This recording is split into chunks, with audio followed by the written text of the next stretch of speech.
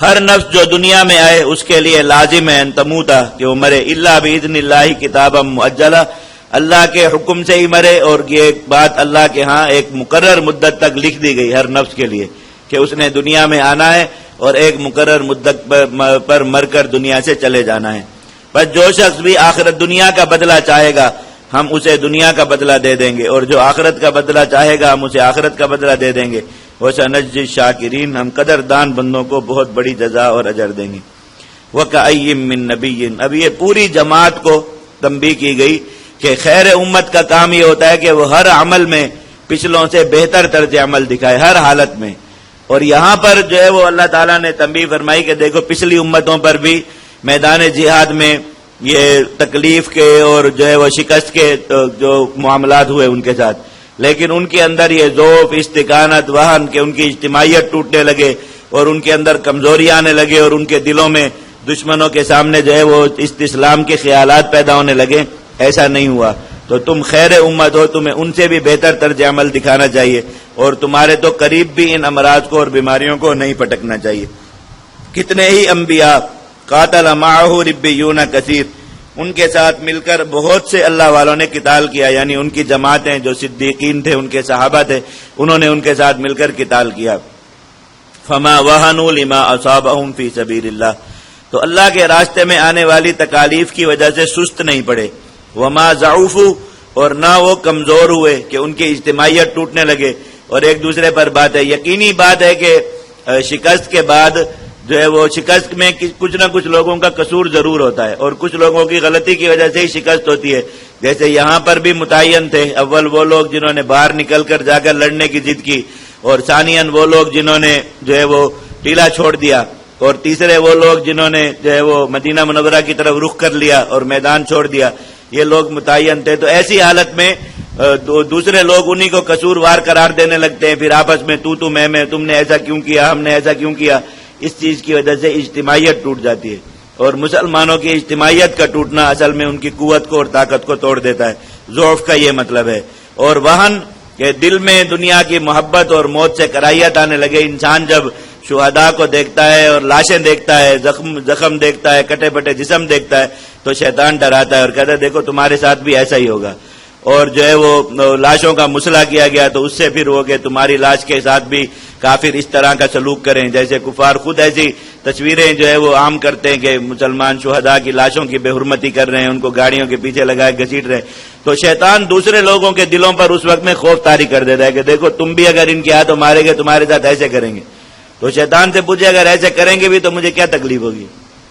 بندہ تو روح اس کی چلی گئی، جسم تو بے جان ہو گیا۔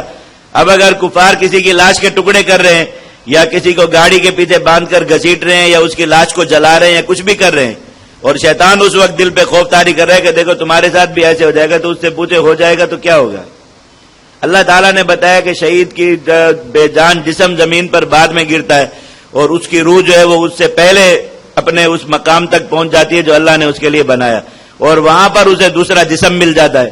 وہ دوسرے جسم میں روح چلی جاتی ہے، پھر وہ اس جسم کے ساتھ جنت میں سیریں کرتا ہے، گھومتا پھرتا ہے۔ تو اگر یہاں پر اس کا جسم جل رہا ہے جو زمین پر ہے تو یہ تو ایک خالی کھول ہے، کھوکھا ہے،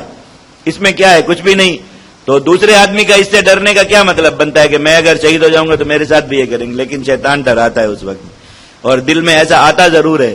تو اللہ تعالیٰ نے اسے وہن کہا جاتا ہے کہ موت سے خوف، موت کی کراہیت دل میں آنے لگے کہ ہم بھی اگر مرے ہمارے زیادہ۔ مسلمانوں کی آنکھوں کے سامنے صحابہ کرام کی لاشوں کے ٹکڑے کیے گئے، اعضاء کو ہاروں میں پرو دیا گیا، اور اندر سے جسم کے اعضاء جو ہے وہ پیٹ چاک کر کے نکالے گئے، کلیجہ حضرت حمزہ رضی اللہ عنہ کا نکال کر چبایا گیا۔ یہ سارے معاملات سامنے ہوئے، تو ایسے میں شیطان ڈراتا ہے، اسے وہن کہتے ہیں۔ اللہ تعالیٰ نے کہ وہن کا شکار نہ ہو۔ اور ضعف یہ کہ ایک دوسرے پر باتیں، تمہاری وجہ سے ایسا ہوا، تمہاری وجہ سے ایسا ہوا، تم یوں نہ کرتے تو ایسا نہ ہوتا، اس کی وجہ سے اجتماعیت، آپس میں دلوں کی محبت جاتی رہتی ہے، دلوں کا تال میل جاتا رہتا ہے، تو اجتماعیت ٹوٹ جاتی ہے، کمزوری آ جاتی ہے۔ وَمَسْتَكَانُوا، استقامت کا مطلب ہوتا ہے کفار کے سامنے جھکنا، اور دل میں یہ خیال آنے لگنا کہ کفار کی طاقت زیادہ ہے اس لیے وہ ہم پر غالب آئے، تو اب ہم ان کے ساتھ نہیں لڑ سکتے، تو کوئی صلح صفائی کا معاملہ، کوئی معاہدہ، کوئی اس طرح کی چیز کر لینی چاہیے تاکہ لڑائی نہ ہو۔ اللہ تعالیٰ نے ان تینوں چیزوں سے منع فرمایا، اور منع فرمانے کے لیے غیرت دلانے والا طریقہ اختیار کیا کہ دیکھو پچھلوں نے نہیں کیا جو تم سے کم درجے کے لوگ تھے تو تم بڑے درجے کے لوگ ہو، اس لیے تمہیں ایسا ہرگز نہیں کرنا چاہیے۔ واللہ یحب الصابرین، اللہ تعالیٰ ثابت قدم رہنے والوں سے محبت فرماتے ہیں۔ وما کان قولہم، اب انہوں نے کیا کیا جب انہیں شکست ہوئی اور وہ دشمن کے ہاتھوں شکست سے آزمائے گئے، پچھلی امتوں کے مسلمانوں نے کیا کیا؟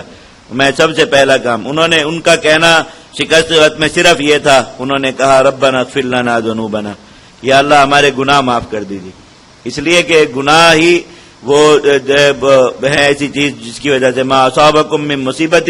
فبما کسبت ایدیکم، قرآن مجید میں ایک اصول اور قاعدہ کلیہ بیان کر دیا گیا کہ جو بھی مصیبت آتی ہے وہ گناہوں کی وجہ سے آتی ہے۔ تو سب سے پہلے اپنے گناہوں پر استغفار کہ یا اللہ جن گناہوں کی وجہ سے بھی یہ مصیبت آئی آپ وہ معاف کر دیجیے۔ دوسری چیز وَإِسْرَافَنَا فِي أَمْرِنَا،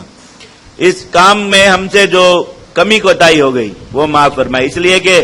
ضرور جو ایک ترتیب اللہ رب العزت نے بتائی ہے کام کی، اس ترتیب سے آپ میں کوتاہی کریں گے تو نتیجہ بدلے گا، اگر ترتیب بدر والی رہے تو نتیجہ بھی بدر والا ہی آتا ہے، تو ضرور ترتیب میں کہیں گڑبڑ، اب اطاعت کا حکم ہے اور اطاعت نہیں ہوئی تو یہ اسراف فی الامر ہو گیا اور اس کی وجہ سے نتیجہ بدل گیا، تو اللہ تعالی نے فرمایا کہ اس پر استغفار کرو کہ ہم سے خود کوتاہی ہوئی ضرور کام کی ترتیب میں، اس کی وجہ سے جو نتیجہ ہمیں ملنا چاہیے تھا وہ نہ ملا، تو وہ بھی ہمیں معاف کیجیے۔ وثبت اقدامنا،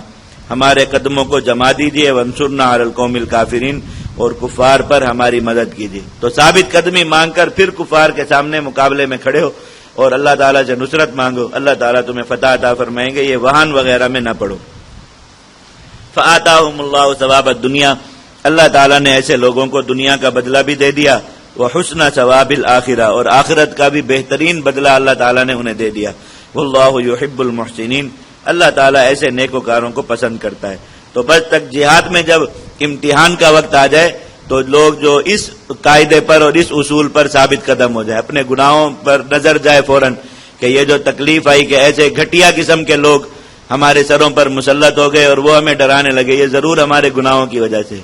یہ جو کام کمزور پڑنے لگا ضرور جو ایک شرعی ترتیب تھی اس میں کہیں نہ کہیں نقص آیا اور وہ ہماری وجہ سے ہوا، تو یہ ان دونوں چیزوں سے استغفار، اللہ تعالیٰ سے آئندہ کے لیے ثابت قدمی اور نصرت کی دعا۔ بس جو قوم یہ کام کرے شکست کے وقت میں، اللہ تعالیٰ نے فرمایا ان کو دنیا کا بھی بہترین بدلہ ملتا ہے اور آخرت کا بھی بہترین بدلہ اللہ رب العزت انہیں عطا فرماتے ہیں۔ اور جو کمزور پڑنے لگے، بزدل ہونے لگے، بھاگنے لگے، خوف اور خدشات کا شکار ہونے لگے، اللہ تعالیٰ نے فرمایا کہ انہی لوگوں کو جہاد والی جماعت سے باہر کرنے کے لیے اللہ رب العزت یہ سارا منظرنامہ جو ہے سجادے اس لیے ہیں، تکلیف اور شدت آتی اس لیے تاکہ یہ لوگ جہاد والی جماعت سے باہر ہو جائیں، جماعت پاک ہو جائے، تاکہ اللہ پاک جماعت کی نصرت فرمائے اور انہیں فتح عطا فرمائے۔